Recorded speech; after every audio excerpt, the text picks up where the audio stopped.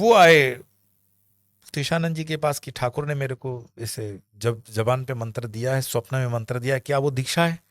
महाराज जी ने कहा वो ही दीक्षा है, अब तुम दीक्षा वापस नहीं लोगे, अब इसको क्या बोलोगे? गुरु करने के लिए जो क्राइटेरिया है वो गीता में दिया हुआ है। अब ये मत पूछना कि कौन से श्लोक और कौन सी अध्याय में। अगर इतनी मेहनत भी तुम हिंदू होकर के नहीं कर सकते हो तो शर्म है तुम्हारे हिंदू होने पर। तुम्हारे जीवन में गीता भी नहीं है और गुरु भी नहीं है, तो वो जीवन तुम्हारे लिए वजन है, वो जीवन तुम्हारे लिए व्यर्थ है। क्योंकि सनातन धर्म की पूरी परंपरा जो है वो गुरु और शिष्य परंपरा के आधार में है। नमस्कार, नमो नारायण। बहुत समय के बाद गुरु कैसे खोजें, इस विषय को मैं आज संबोधित कर रहा हूं। मैंने पहले निर्णय लिया था कि इस विषय पर मुझे नहीं बोलना है, परंतु आपके आग्रह, आपके मैसेजेस और आपकी ईमेल्स को पढ़ा, क्योंकि गुरु की व्याख्या लगभग हर एपिसोड में मैं गुरु को सर्वोपरि मानता हूं। आज जो हम हैं, जो मैं आपको दिखता हूं, जो सब अच्छा है, वो मेरे गुरुजनों के कारण है। अगर कहीं कोई गलती है, कहीं कोई कुछ गलत जा रहा है, वो मेरा निजी है, पर जो सब अच्छा है, मंगल है, वो सब मेरे गुरुजनों की कृपा है।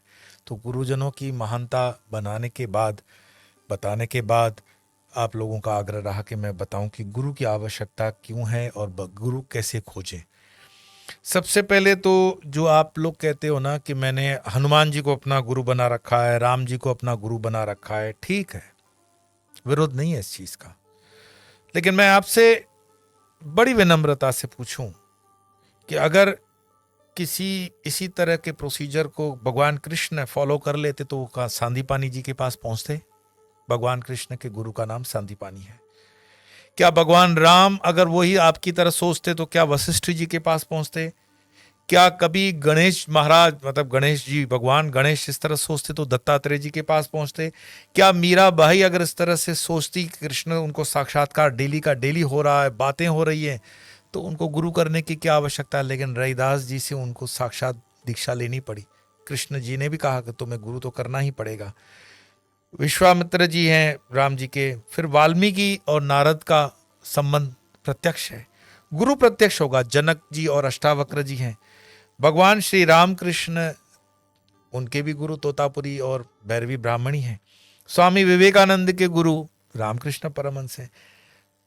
संत शिरोमणि कबीर दास जी के गुरु रामानंद जी महाराज हैं। शंकराचार्य जी के गुरु गोविंद पाद वल्लभाचार्य जी हैं। कहने का अर्थ यह है कि हमने ये कहाँ से, कब, कौन से पुराण से, कौन से वेदों से ले रखा है। क्योंकि आज के माहौल में ऐसा है ना, मैंने जैसे बताया, इन फर्जी बाबाओं ने बोल रखा है गुरु की आवश्यकता है नहीं। तो टेस्ट ट्यूब बेबी भी बनता है, उसमें बाप की जरूरत नहीं होती है, टेस्ट ट्यूब से ही बच्चा पैदा हो सकता है, कर लो। तो गुरु इतना सरल होता तो फिर जो ऊपर मैंने सारे नाम बताए उनका क्या? गुरु हमेशा शरीर में ही करना चाहिए। मैं फर्स्ट टाइम और शायद लास्ट टाइम आपको विनम्रता पूर्वक ये निवेदन से कह रहा हूं, इस विषय पे अब मुझसे कभी कोई प्रश्न जिज्ञासा मत करना कि हमने फोटो में गुरु माना है, अब क्या करें। मैं नहीं कहता हूं कि आप ABCXYZ या मेरे पास आ जाइए। अपने विवेक से जो आपके ठीक लगता है, इष्ट को नजदीक आपको लगता है ये मेरे गुरु होने लायक है, उसके गुरु की चरण पकड़ लो। नहीं तो खोजोगे तो मिल जाएगा। जिन खोजा तिन पाया, गहरे पानी बैठ, मैं बावरी खोई रही, नदी किनारे बैठ। खोजोगे तो पाओगे। फिर यह धारणा भी तुम्हारी गलत है कि गुरु खोजेगा शिष्य को। ये तुमने पढ़ा, ये यहां तक ठीक है, गुरु शिष्य को खोजेगा। गुरु शिष्य को फिजिकली नहीं खोजता है कभी। गुरु शिष्य के भीतर बैठे उस गुरु के होने की संभावना को खोजता है। मैं फिर दोहरा दूं, गुरु शिष्य को फिजिकली या शारीरिक रूप से खोजने नहीं जाता। गुरु मात्र आए हुए शिष्य के भीतर उसके बैठे होने की संभावना की ये भी गुरु बनेगा, वो खोजता है। जाओगे तो तुम गुरु के पास, गुरु को खोजना तुम्हें है।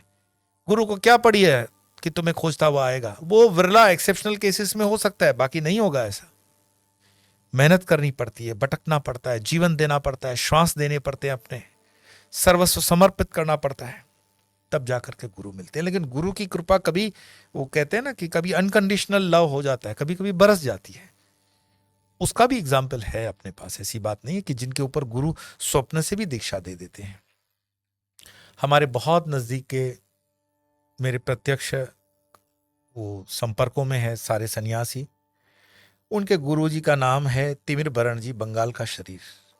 तिमिर बरण जी अभी शरीर से इस पृथ्वी पर नहीं है, लेकिन उनके जो शिष्य हैं कुछ वृंदावन में हैं, कुछ और जगहों पर भी हैं, तो बहुत अच्छे संबंध।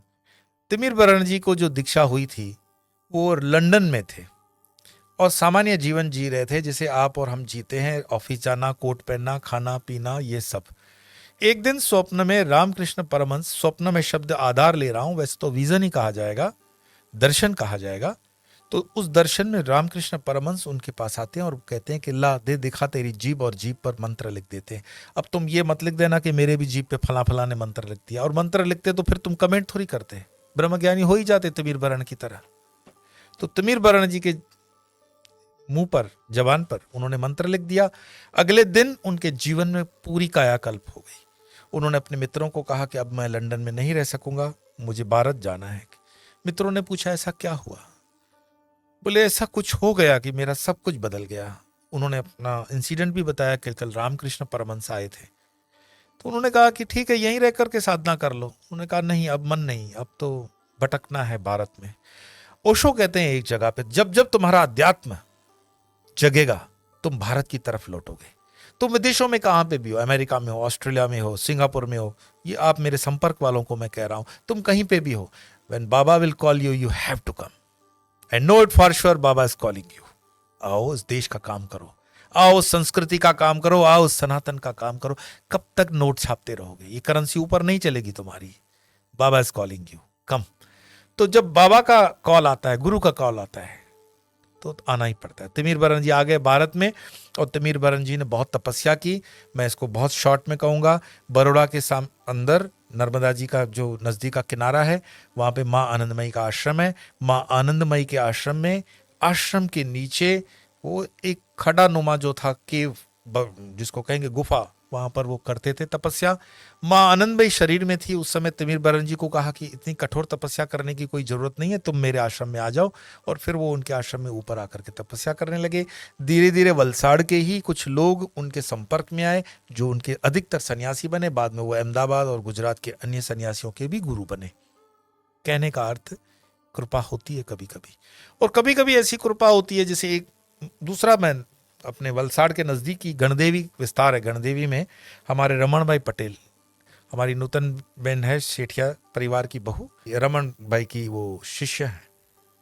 रमन भाई पटेल एक साधारण टेलीफोन लाइन बनाने वाले मैकेनिक थे।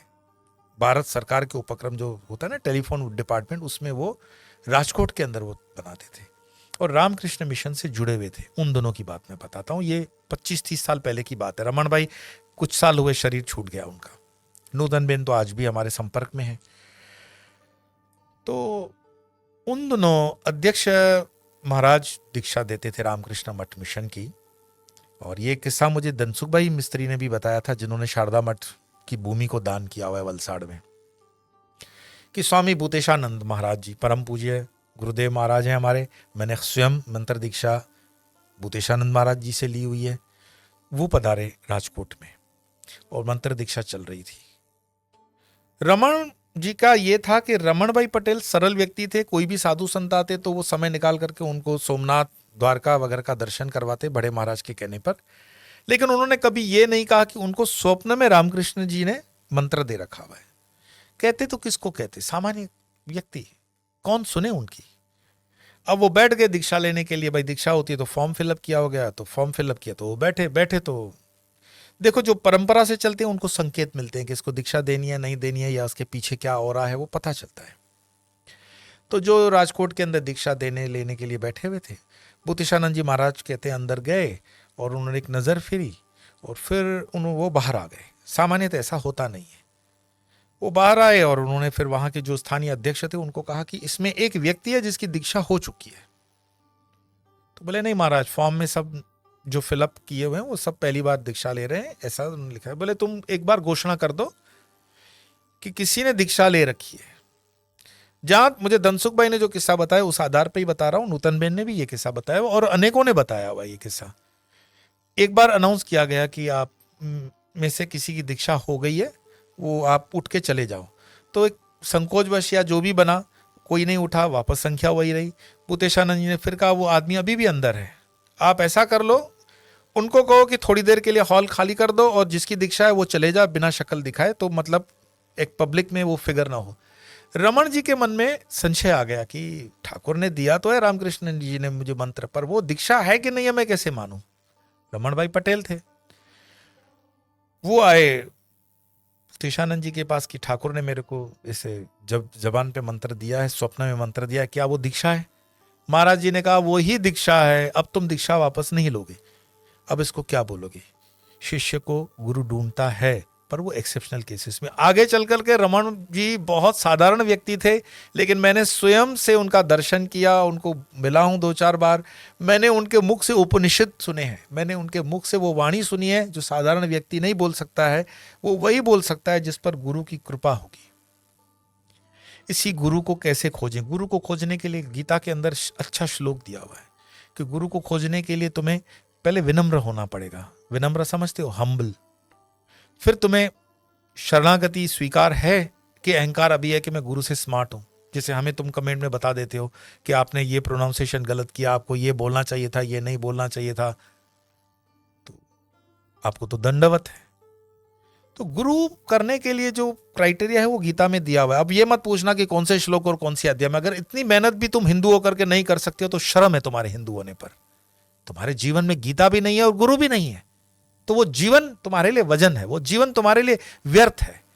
क्योंकि सनातन धर्म की पूरी परंपरा जो है वो गुरु और शिष्य परंपरा के आधार में है। तो गीता के अंदर वो श्लोक ढूंढ के, मैं जानबूझ करके उसको नहीं बोल रहा हूं नंबर, खुद समझो। गुरु क्या है, उस पर गीता प्रेस गोरखपुर की पुस्तकें हैं, वो तुम पढ़ो।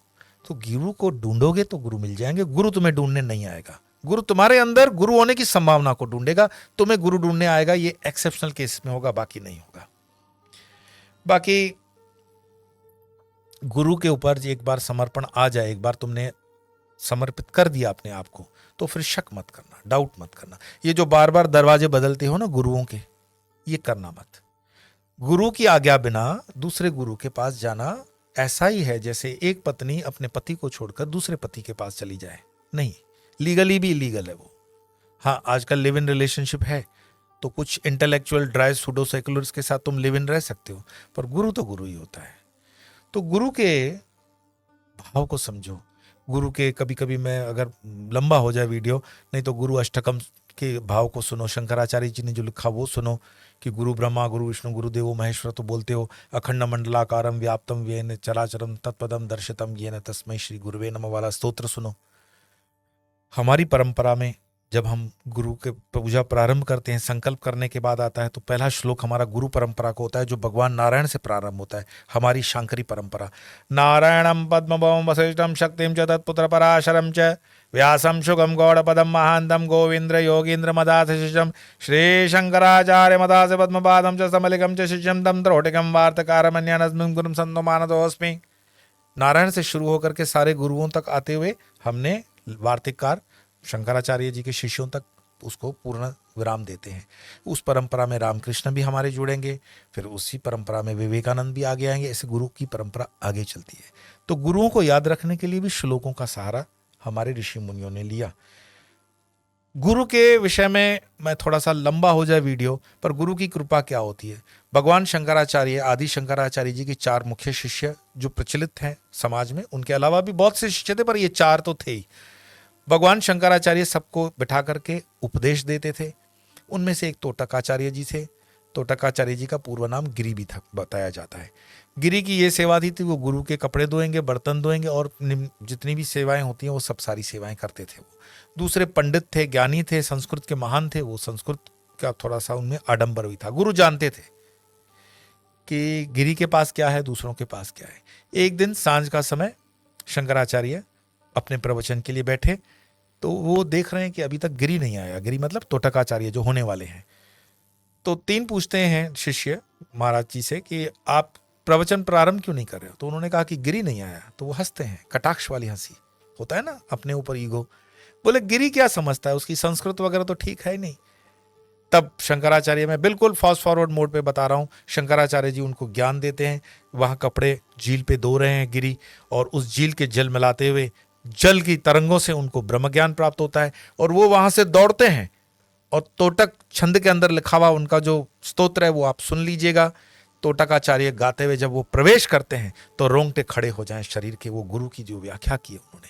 और वो जो तीन थे उनका सर झुक जाता है कि गुरु कृपा कैसी होती है। मुकम करोति वाचालम पंगुम लंघयते गिरिम। ऐसी गुरु की कृपा है कि गिरि जिसको संस्कृत का विशेष ज्ञान नहीं था वो तोटक छंद के अंदर अपना सूत्र का पाठ कर रहा है। तो ये गुरु होता है। मैं गुरु के कम से कम 10-5 और भी इसमें ले आया था, लेकिन मुझे लगता है आप बहुत ही ज्ञानी हो। गुरु को कैसे खोजें, नहीं खोज सकते हो, हाथ जोड़कर परमात्मा से प्रार्थना करो कि मुझे मेरा गुरु मिल जाए। गुरु को कैसे खोजें, थोड़ा सा अध्ययन करोगे, शास्त्र पढ़ोगे तो मार्ग मिलेगा। गुरु को कैसे खोजें, तो कम से कम गायत्री की तुम माला करते हो तो वहां से गुरु का प्रारंभ होना प्रारंभ हो जाएगा। वैसे प्रथम गुरु माँ है, ये इसमें कोई डाउट तो है नहीं, पर अध्यात्म गुरु होना भी उतना ही आवश्यक है।